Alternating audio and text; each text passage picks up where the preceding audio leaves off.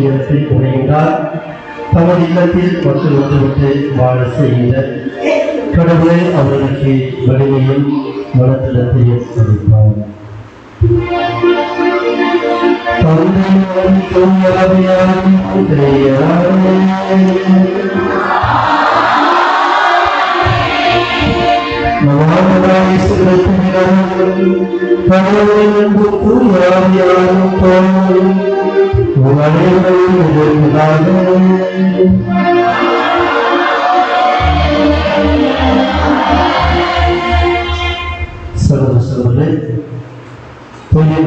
கொண்டாட நாம் தேவைப்படுத்தி நம் பாவங்களை ஏற்றுக்கொள்வோம்.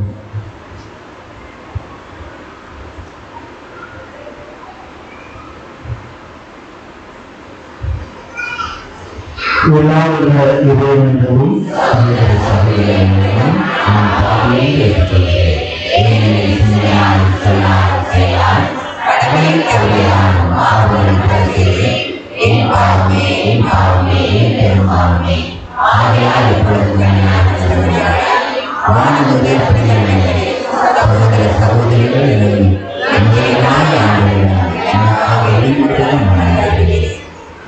எல்லாவற்ற இறைவன் நம்மை இறக்கம் வைத்து நம் பாவங்களை மன்னித்து நம்மை புதியதொரு வாழ்வுக்கு அழைத்து செல்வார்கள்.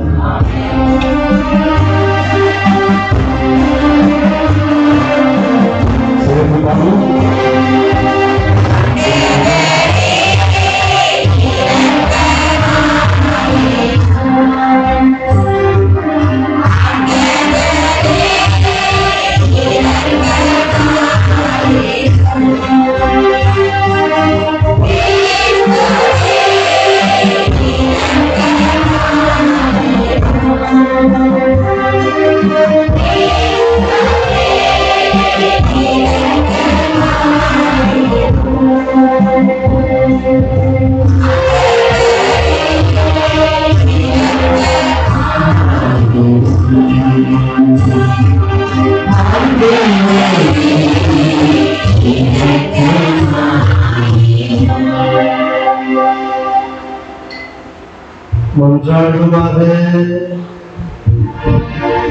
உண்மையை நோக்கிய படைப்பாக உண்மையான ஆற்றல் வாய்ந்ததும் புனிதமானதும் புனிதமும் இல்லை.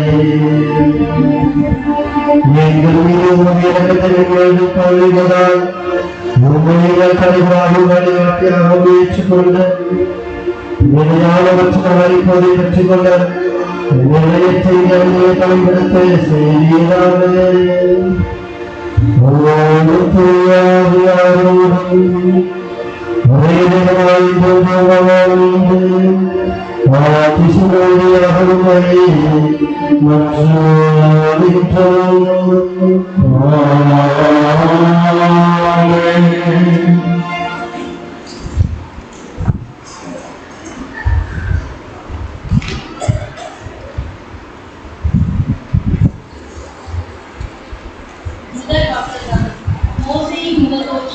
ஒளிமயமாய் இருந்ததை கண்டு அவரை அணுகி செல்ல அஞ்சினர். விடுதலை பயண நூலிலிருந்து வாசகம். அதிகாரம் 34 இறை வசனங்கள் 29 35 வரை. மோசே சீனாய் மலையிலிருந்து இறங்கிச் செல்கையில் உடன்படிக்கை பலகைகள் இரண்டையும் தம் கைகளில் தாங்கிக் கொண்டிருந்தார். மோசே கடவுளோடு பேசியதால் அவர் முகத்தோற்றம் ஒளிமயமாய் இருந்தது. ஆனால் மோசே அதை அறியவில்லை. ஆரோனும் இஸ்ரேல் மக்கள் அனைவரும் மோசேயை பார்த்தபோது அவர் முகத்தோற்றம் ஒளிமயமாய் இருந்ததை கண்டு அவரை அணுகி செல்ல அஞ்சினர். ஆனால் மோசே அவர்களை கூப்பிட்டார். ஆரோனும் மக்கள் கூட்டமைப்பின் தலைவர்கள் அனைவரும் அவரை நோக்கி வந்தனர். மோசேயும் அவர்களிடம் பேசினார். பின்னர் இஸ்ரேல் மக்கள் அனைவரும் அவர் அருகில் வந்தனர். அப்போது ஆண்டவர் சீனாய் மலையில் தமக்கு அறிவித்த அனைத்தையும் அவர் அவர்களுக்கு கட்டளையாக கொடுத்தார். மோசே அவர்களோடு பேசி முடித்த பின் தம் முகத்தின் மேல் ஒரு முக்காடு போட்டுக் கொண்டார். மோசே ஆண்டவரோடு உரையாடும்படி அவர் திரும்பும் செல்வது முதல் வெளியே வருவது வரை அவர் முக்காட்டை எடுத்து விடுவார். அங்கிருந்து வெளியே வந்து அவருக்கு கட்டளையிடப்பட்டவற்றை அவர் இஸ்ரேல் மக்களுக்கு எடுத்து கூறுவார். இஸ்ரேல் மக்கள் மோசேயின் முகத்தை பார்க்கும்போது மோசேயின் முகத்தோற்றம் ஒளிமயமாய் இருக்கும். மோசே ஆண்டவரோடு பேச செல்லும் வரை தம் முகத்தின் மேல் மீண்டும் முக்காடு போட்டுக் கொள்வார். இது ஆண்டவரின் அருள்வாக்கு.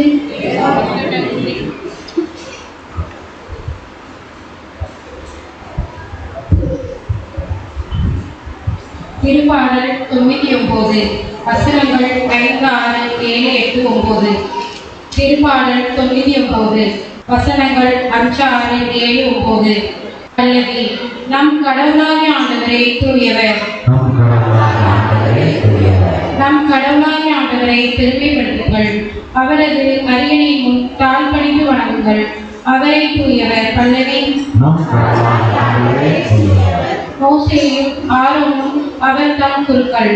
அவரது பெயரால் மச்சாடுவோரும் சாமுவேலும் ஒருவர். அவர்கள் ஆண்டவரை நோக்கி மஞ்சாடினர். அவரும் அவர்களுக்கு செவிசாய்த்தார். பல்லவி. மேகத்திலிருந்து அவர்களோடு பேசினார். அவர்கள் அவருடைய ஒழுங்குமுறைகளையும் அவர் அவர்களுக்கு தந்த நியமங்களையும் கடைபிடித்தார்கள். பல்லவி. நம் கடவுளாகிய ஆண்டவரை பெருமைப்படுத்துங்கள். அவரது திருமலையில் தவறை சொல்லுங்கள். ஏனெனில் நம் கடவுளாகிய ஆண்டவரை தூயவர். பல்லவி.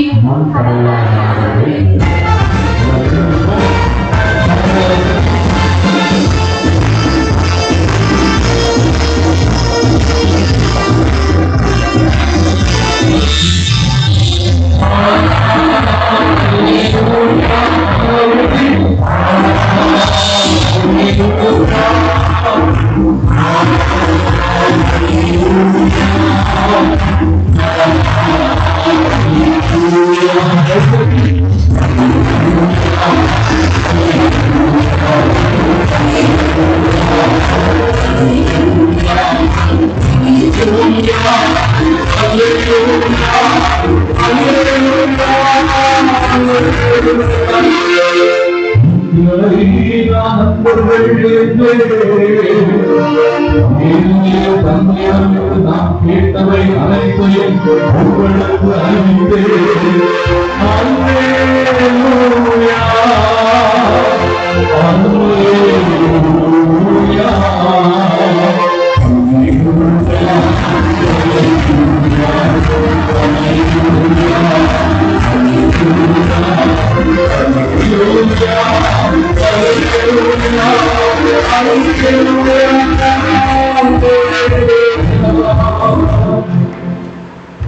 அவனோடு இருப்பாராக.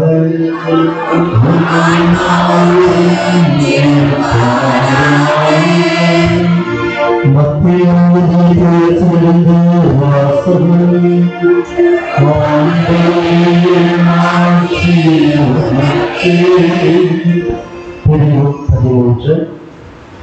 நிறைய சொற்கள் 44 தொடங்கி 46 வரை. மத்தேயு நற்செய்தி பிரிவு 13 நிறைய சொற்றொடர்கள் 44 தொடங்கி 46 வரை. அக்காலத்தில் இயேசு மக்கள் கூறியது, ஒருவர் நிலத்தில் மறைந்திருந்த புதிய ஒன்றை கண்டுபிடிக்கிறார். அவர் அதை மூடி மறைத்துவிட்டு மகிழ்ச்சியுடன் போய் தமக்குள்ள யாவற்றையும் விற்று அந்த நிலத்தை வாங்கிக் கொள்கிறார். விண்ணரசு இப்புதையலுக்கு ஒப்பாகும். வணிகர் ஒருவர் நன்முத்துக்களை தேடி செல்கிறார். விலை உயர்ந்த ஒரு முத்தை கண்டவுடன் அவர் போய் தமக்குள்ள யாவற்றையும் விற்று அதை வாங்கிக் கொள்கிறார். விண்ணரசு அந்நிகழ்ச்சிக்கு ஒப்பாகும். ஆண்டவரின் அருள்வாக்கு.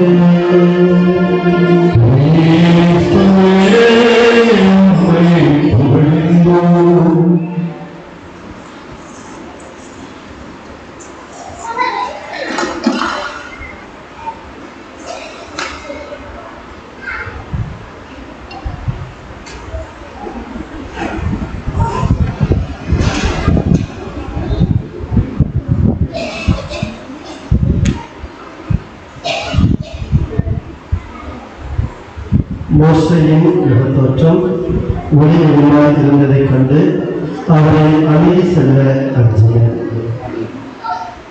இயேசுவில் அன்புக்குரியவர்களே,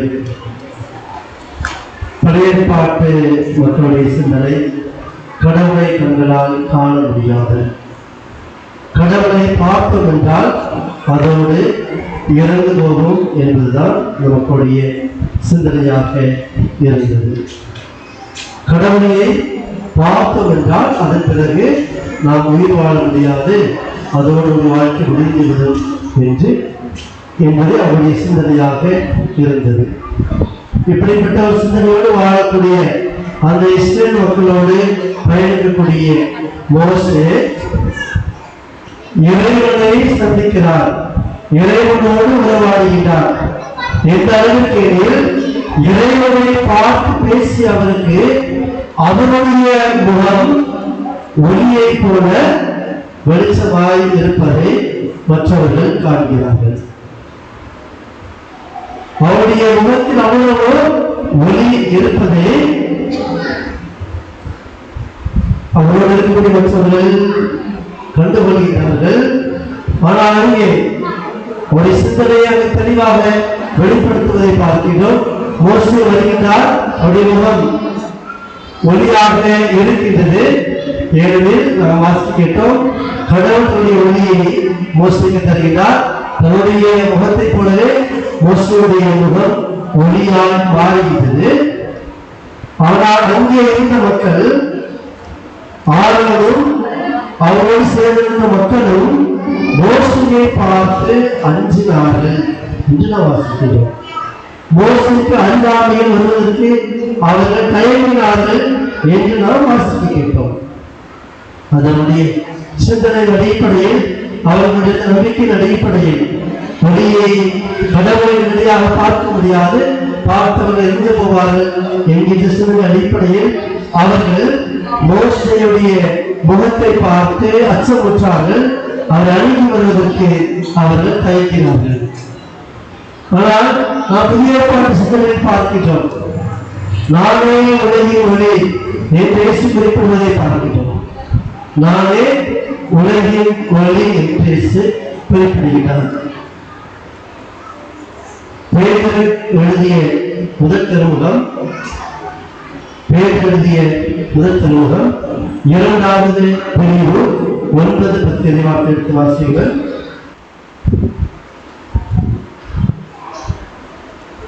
பேதுரு முதல் திருமுகம் 2வது பிரிவு 9-10 இறைவாசிகள். ஆனால் நீங்கள் தேர்ந்தெடுக்கப்பட்ட வழிவரவினர், ஆனால் நீங்கள் தேர்ந்து கொள்ளப்பட்ட வழிவரவினர், அரச குருக்களின் கூட்டத்தினர், தூய மக்களினர், அவரது உரிமைக்கான மக்கள்.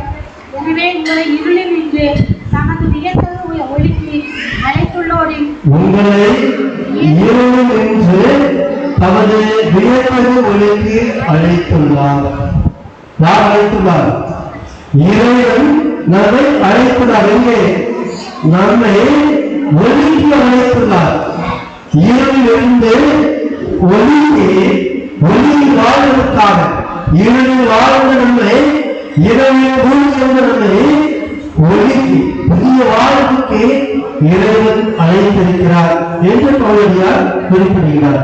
அதே போல 2வது பிரிவு 10வது மீண்டுமாக வாசிப்போம்.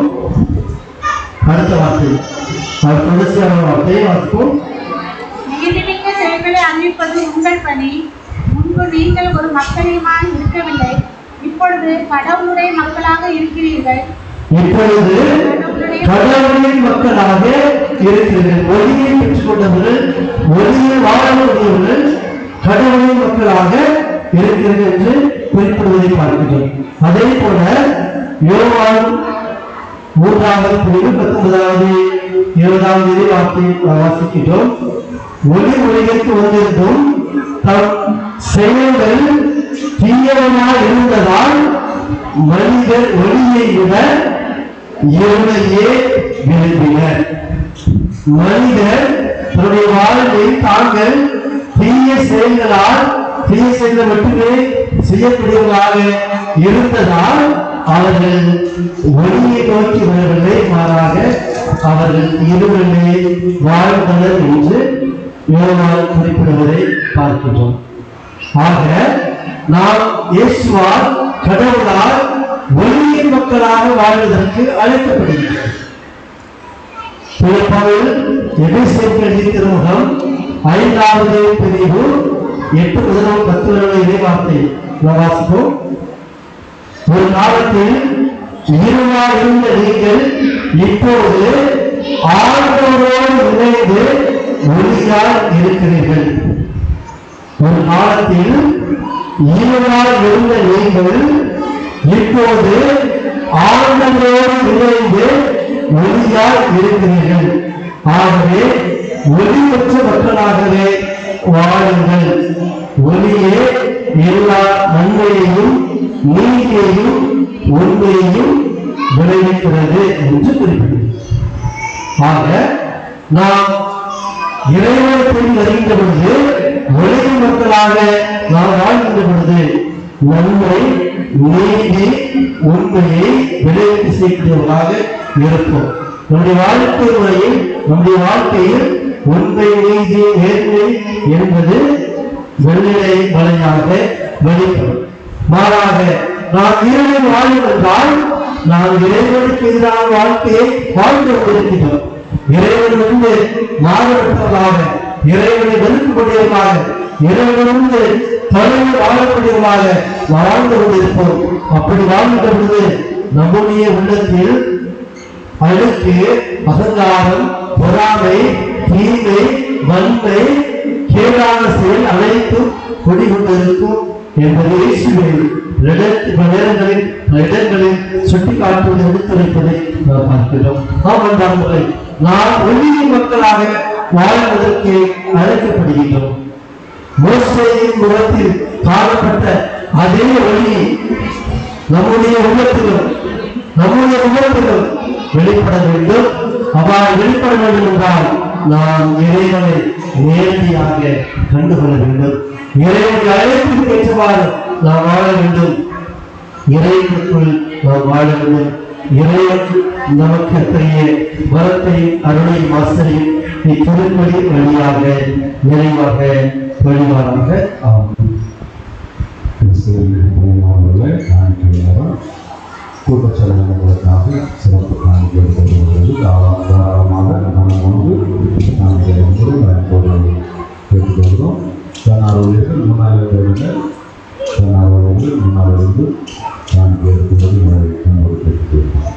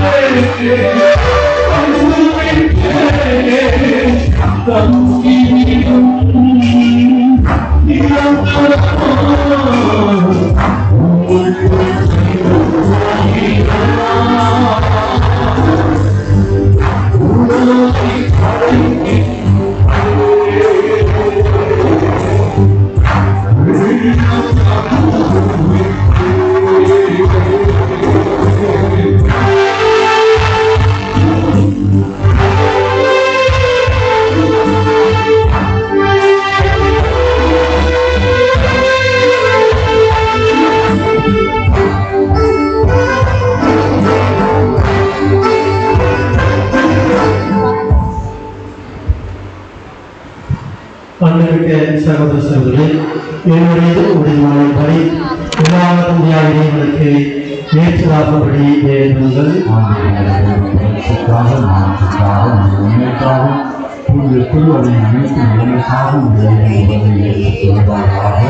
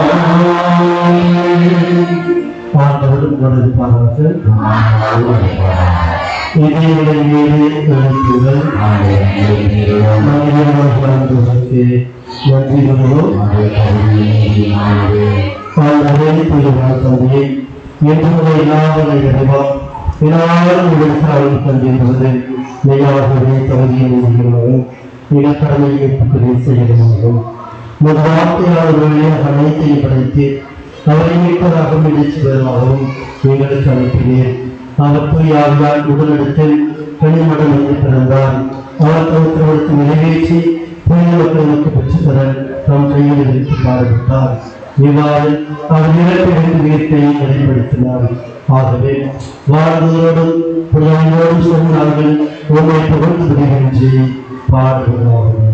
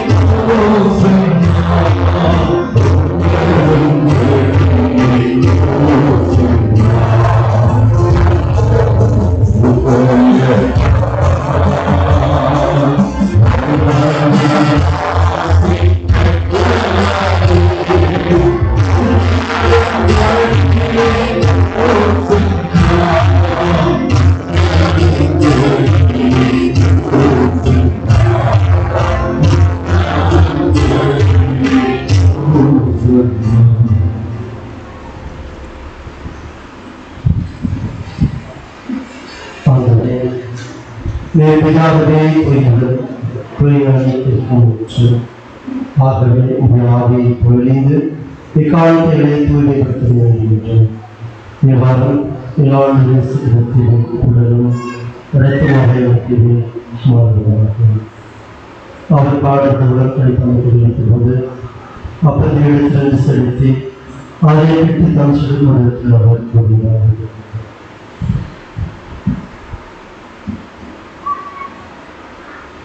அனைவரும் இதனை பெற்று உண்ணுங்கள். ஏனெனில் இது உங்களுக்காக எடுக்கப்படும்.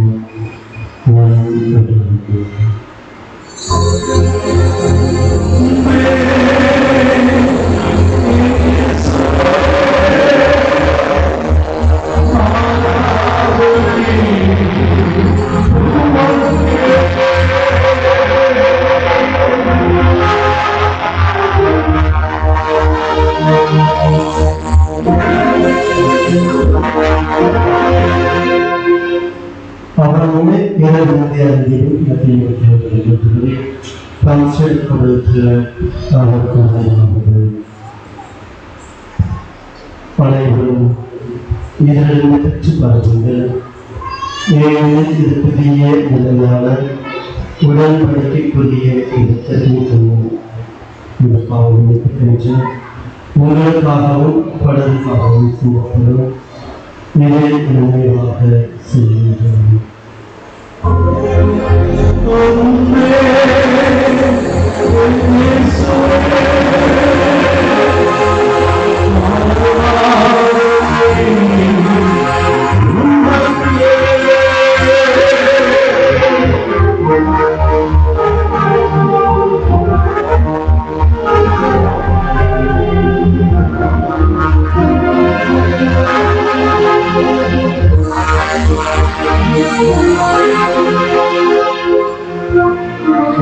வாழ்க்கையின் மறைபொருள்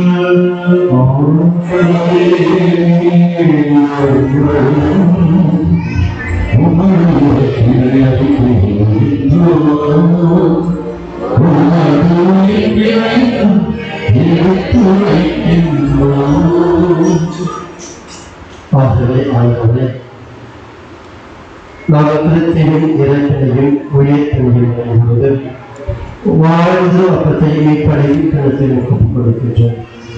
உத்தரவுடன் கூடிய புதியத்துவம் கற்றுக்கொண்டேன். எனவே நாங்கள் நன்றி செலுத்துகின்றோம். மேலும் கிறிஸ்துவின் உடலிலும் குருதியிலும் பங்குபடும் எங்களை தூயாவியார் ஒன்று சேர்க்க வேண்டும் என்பதை தாழ்மையுடன் இறங்குகின்றோம். ஆண்டவரை உலகெங்கும் பரவிக்கும் திரு அவையை நினைவுகள் நடுவர் திருத்தந்தை ரஜிஸ் லாயர் ஸ்டீவன் எல்லா திரு நிலையிலான அனைவரோடும் திரு அவை அன்பில் நிறைவேற செய்துள்ளோம். தந்தையை இவ்விழுந்து உடன் அழைத்துக் கொண்ட நம்முடைய தந்தையர்கள் ஜோசப் சாயராஜ் சாயன் என்னும் உமையாளர்களை நினைவு கொள்கிறோம். உங்களோடு அவரது இடத்தில் இணைக்கப்பட்டிருந்த இவர்கள் உயிர்ப்பிடம் அவரைப் போல இருக்க செய்துவிடும். மேலும் உயிர்ப்பிடம் எதிர்ப்புடன் தூய்மையான சகோதர சகோதரர்களையும் இறந்தோர் அனைவரையும் இறந்ததுடன் நினைவிருந்து முழு திருமுக உலகினோம் ஏற்றடும். அனைவர் மீது இறக்கமாகும். கடவுளை கண்ணை தாயான பிரதிமரியாம் அவருடைய கடவுளால் பிரதியோசிப்பும் திருத்தவர்கள் இவர்களுக்கு புகழ்வராக இருந்தோர் ஆகிய புகழுடனும் நாங்கள் நிறைவு வாழ்வில் பங்குகளை தகுதியற்று உன் தன்மையை செலுத்த வேண்டியதாக உண்மை புகழ்ந்து வருகின்றனர்.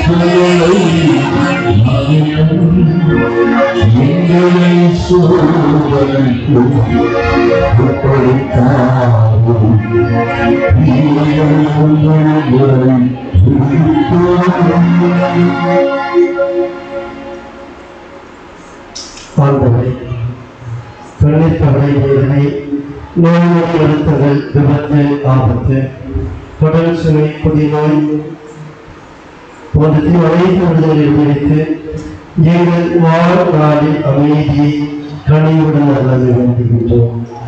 உபதிரகத்தின் உதவியால் நாங்கள் பாவத்தில் எப்போதும் விடுதலை பெற்று யாருக்கு கலக்கமின்றி நலமாய் இருப்போமாக. நாங்கள் எதிர்நோக்கி இருக்கும் பேரிடத்துக்காகவும் வருகைக்காகவும் காத்திருக்கின்றோம்.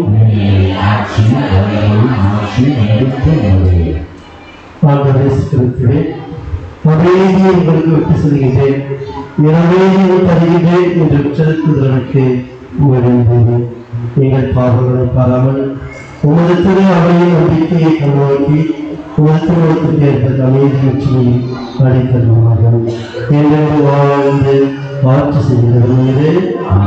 அவருடைய நீதி உங்களிடம் இருப்பதாக. ஒருவருக்கொருவர் அமைதியை பகிர்ந்து கொள்வோம். அமைதி. உலகின் பாவங்களை நோக்கும் இறைவன் சமரியே உங்கள் இறக்கமாயிரம். உலகின் பாவங்களை நோக்கும் இறைவன் சமரியே உங்கள் இறக்கமாயிரம். உலகின் பாவங்களை நோக்கும் இறைவன் சமரியே உங்களுக்கு அமைதி அளித்தவர்.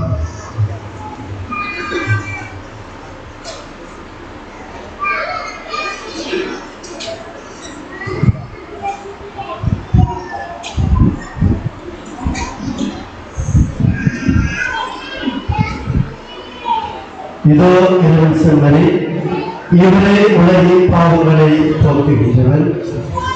இந்த செம்மறி இருந்திருக்க அழைக்கப்பட்ட நாம் பெருச்சொல்.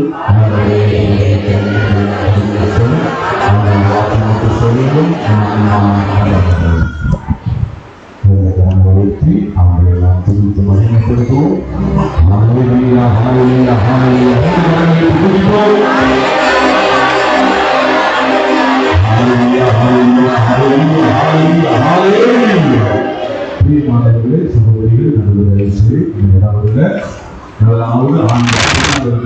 ஆண்கள் வரிசையாக கைகளை கும்பிட்டு வாங்க. ஆண்டவரை பெற்றுக் கொள்கிற பொழுது ஆமென் சொல்லி ஆண்டவரை பெற்றுக்கொள்ள உங்களை அன்போடு பெற்றுக்கொள்கிறோம். தயவுசெய்து ஆண்கள் இருந்து வரிசையாக வரும்படி உங்களை அன்போடு பெற்றுக்கொள்கிறோம். அதன் பிறகு பின்னால் இருக்கிற சகோதரிகள் வரிசையாக வரும்படி அன்போடு பெற்றுக்கொள்கிறோம்.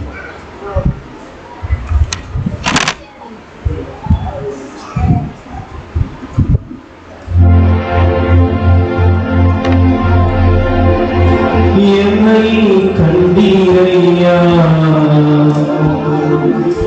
எனதருமை இயேசையா.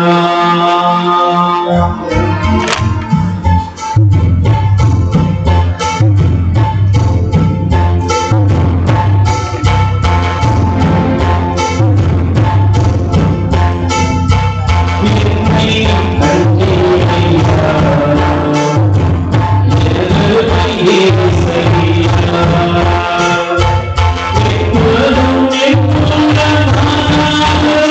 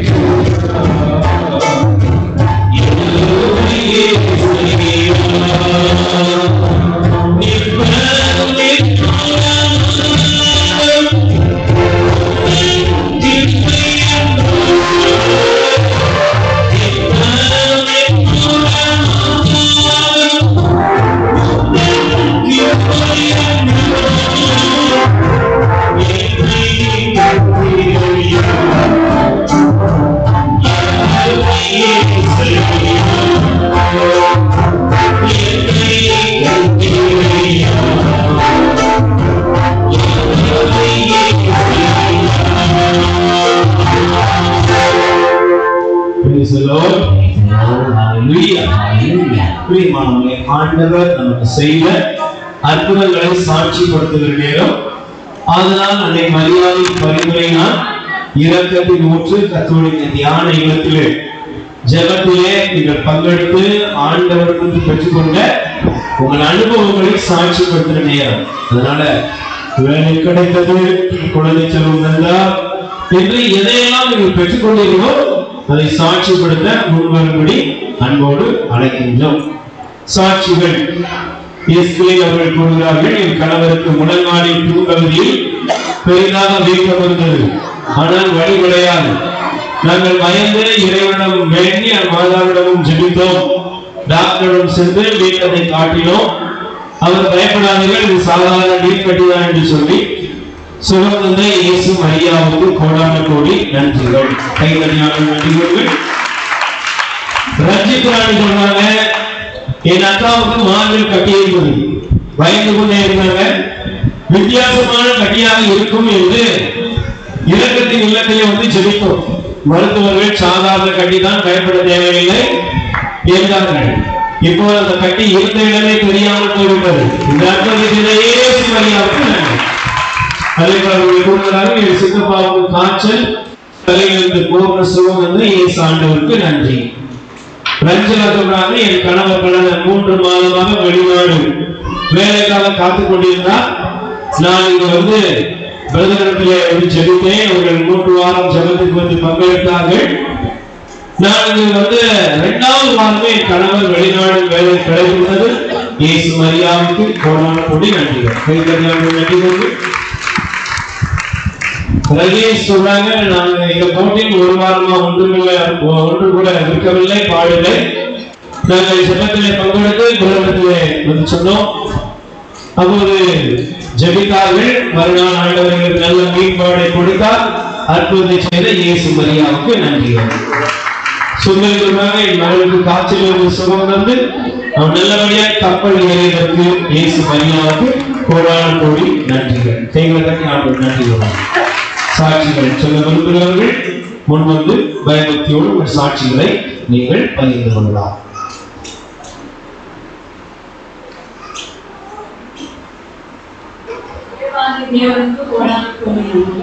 ஒரு 3 மாசத்துக்கு முன்னாலே மகளுக்கு காய்ச்சல்ல ரொம்ப கஷ்டப்பட்டேன். ஆனால் பிரகடனத்துக்கு உடனே ஆண்டவர் பூரண சுகமுற்றதுக்காக கோடான கோடி நன்றி. அப்புறம் 2வது சாட்சி, கணவர் எங்கள் தண்ணியில் எங்கே போயிருப்பாங்க. அதில் 3 வரையில் பீங்கா வெட்டி குழம்பு போயிருந்தது. அப்போ எல்லாரும் அந்த நேரத்தில் ஆஸ்பத்திரிக்கு போக முடியாது. அப்புறம் எல்லாரும் பயக்காட்டுறதுக்கு கையில் போட மாட்டேங்குது சொல்லுது. அப்போ அவனை ஆஸ்பத்திரிக்கு கொண்டு போகணும். அப்போ நான் ஆஸ்பத்திரிக்கு போகாதபடியே ஆண்டவர் 5 நாளைக்குள்ள அந்த மருந்து வழியாக சுமந்த தேவாதி தேவனுக்கு கோடான கோடி நன்றி. இன்னொரு சாட்சி, எங்க கடலுக்கு போற படகுல வந்து அன்னைக்கு போக வேண்டிய கட்டாயம் தான். ஆனா அதுல போக ஆண்டவர் கிட்ட எதுவும் தெரியல. ஆனா அவங்க அந்த போகாத கடலில ஆபத்து நடந்தது. எல்லாருமே தப்பி படைச்சிருக்காங்க. அந்த பைபர் குளிச்சு ரொம்ப நேரம் 1 மணி நேரமா போராடிட்டாங்க. அப்போ ஒரு அண்ணா வந்து சொல்றாங்க, நீ இன்னைக்கு உன் மாப்பிள்ளை கடலுக்கு வரல, ஆனா வந்திருந்தா நிச்சயம் செத்துருவாரு. ஆனா நீ வழிபட தேவாதி தேவன் உன் புருஷனை காப்பாற்றினாரு. அதுக்கு தேவாதி தேவனுக்கு அனுமதி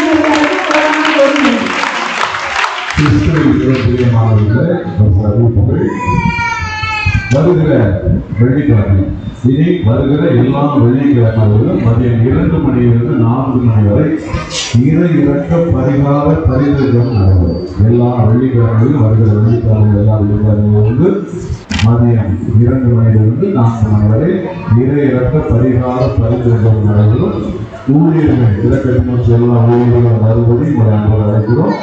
அது மாத்திரமல்ல, புதிதாக இறக்கத்தின் இல்லத்திலே ஆண்டவருக்கு பணிச்சை விரும்புகிறவர்களும் நீங்களும் வாருங்கள். விண்ணப்பங்கள் எழுதி வைப்பவர்கள் அது விண்ணப்பங்கள் இடங்களுக்கு வந்திருந்த விண்ணப்பங்களுக்காக விசேஷமாக அந்த நாட்களிலே பரிந்துரை ஜெபம் நடைபெறும். என்று நாங்கள் கேட்டுக்கொள்கிறோம். எல்லா மக்களும் நீங்கள் பங்கு பெறலாம். ஊழியர்கள் மாத்திரமல்ல, எல்லா மக்களும் நீங்கள் பங்கு பெறலாம். எல்லாருக்காக நம்ம இந்தியாவுக்காக தேசத்துக்காக சிறப்பாக நாட்களிலே பரிந்துரைகளும் செய்து நாங்கள் நாங்கள் இரண்டாவதாக வருகிற ஆகஸ்ட் மாதம் முதல் தேதி மதியம் 12 மணிக்கு ஜெபமாலையோடு ஜெபம் ஆரம்பமாகும். வாக்குத்த கூட்டம் நடைபெறும். 2 மணிக்கு நிறைவேறும். 2 மணிக்கு நிறைவேறும். ஆகவே பிரியமானவர்களே, வெளியூர்களில் யாராவது நீங்கள் வருவீங்கன்னா தயவு செய்து முன்கூட்டியே சகோதரத்தில் தகவலை புரிந்து கொண்டால் உங்களுக்கு உணவும் ஏற்பாடு செய்யப்படும் என்று அழைக்கிறோம். வருகிற புதன்கிழமை மாதத்தில் சிறப்பான கூட்டம் நடைபெறும். வாணிகள் மற்றவர்கள் அழைத்து வாணிகள் அழைக்கிறோம். என் மீது ஆண்டதை கொச்சிடு அவருடைய கனிவான சிறுத்தையும் வரவாது. நன்றி என்றாலுமாக முன்தரனுடைய பாடங்களை வாழ்ந்து இத்திருமலை மக்கள் நலனை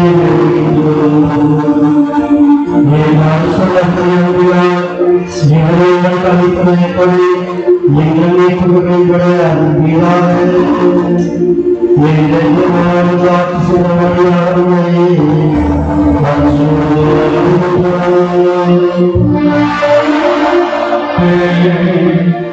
ஆடியோடு இருப்பாராக.